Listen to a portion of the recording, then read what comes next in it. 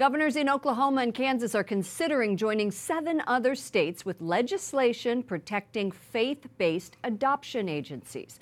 Lawmakers worry the agencies would be forced to shut down if it turns away families whose lifestyles conflict with the agency's religious beliefs. Media headlines, including Oklahoma anti-gay adoption bill moves closer to becoming law, and Oklahoma passes adoption bill critics say is biased against gay couples, are fueling the debate. Oklahoma State Representative Travis Dunlap is one of the authors of the bill and joins us now. Welcome to the program. Thank you for having me. It's an honor. Is this bill intended to stop gay couples from adopting? This bill is not intended to stop gay couples from adopting.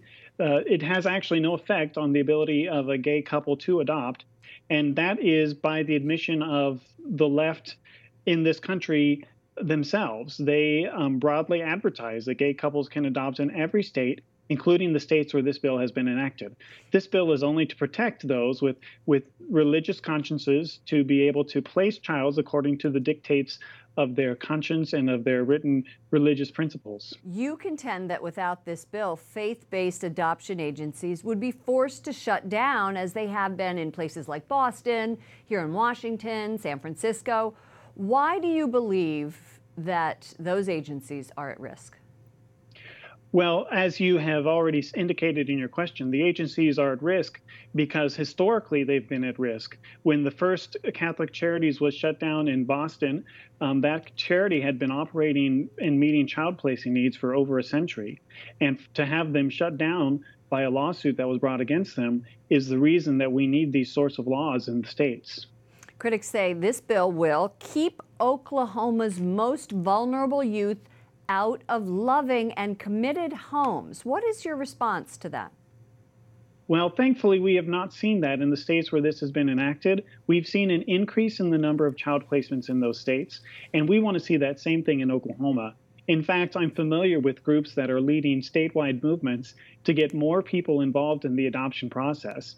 As soon as private agencies are able to begin meeting the child placing needs of children in state custody, Oklahoma saw the greatest growth in child placements in any state. And we want to continue that trend. We want to protect the ability of private child placing organizations to help us meet our needs, to participate in the process. Why is this bill important for religious freedom? We have a long history of religious accommodation in this country. And if we allow an environment in which practicing our faith in the public square begins to be outlawed, and then we have a country that is far removed from its roots, far removed from the reason for which so many sought the freedom that we have in this country and the freedom to exercise and worship as their religion dictates. Media coverage. How do you think media coverage is handling this?